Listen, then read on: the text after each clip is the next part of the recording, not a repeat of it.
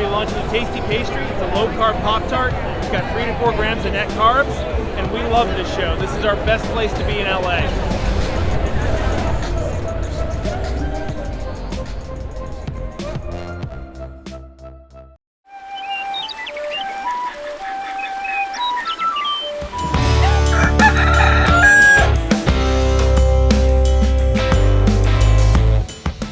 Welcome back to Legendary Foods Muscle in the Morning.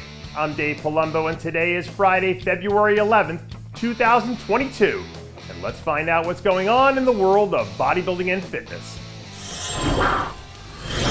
If anyone out there was wondering how the first official offseason as an IFBB pro was going for Carlos Thomas, these clips will tell you everything you need to know to answer that question.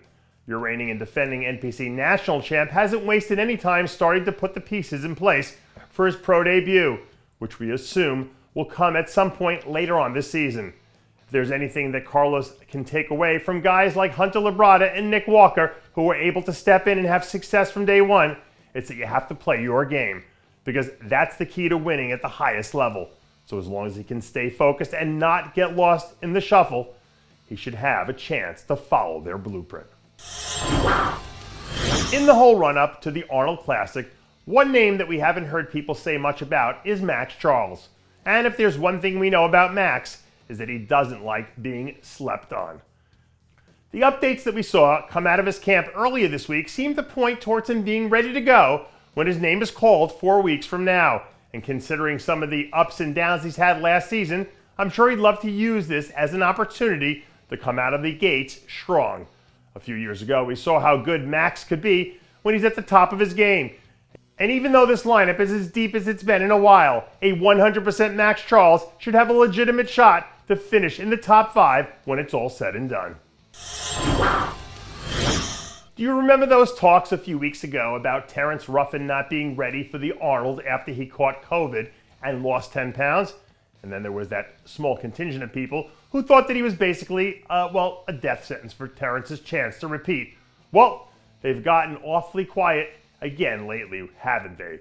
Despite whatever sort of setbacks he might have had run into while he was down for the count, your reigning and defending classic physique champ doesn't look any worse for the wear. Despite whatever sort of setbacks he might have run into while he was down for the count, your reigning and defending classic physique champ doesn't look any worse for the wear. From where I'm standing, at least. Terrence has looked absolutely spot on in all the content that he's been putting out lately. And if anything, you might even say that he's right in line to where he was heading into the Olympia. And as we've seen over the last 2 years, when he's firing on all cylinders, there's only one man in the division who has enough firepower to slow him down. Can I just throw this out there and you guys let me know what you think? Is Ramon Querioz the most polarizing athlete in the Arnold Classic Physique lineup? Because it's kind of starting to feel that way. When Ramon released his physique update a few days ago, it feels like, opinions were all over the map. You had one group of people saying that he was going to be a serious threat to win the title, and another commenting about how he was the most overrated out of anyone in the lineup. And it didn't feel like there was a whole lot of room for opinion in between. It feels like people are either all in on Ramon or they're all the way out. So here's my question to you. Where do you stand on Ramon? Is he a legitimate threat to push Terrence for the title? Or is he way too far off for us to even be having this conversation? I want to know what you think. Let me know in the comments below. And that does it for yet another edition of Muscle in the Morning.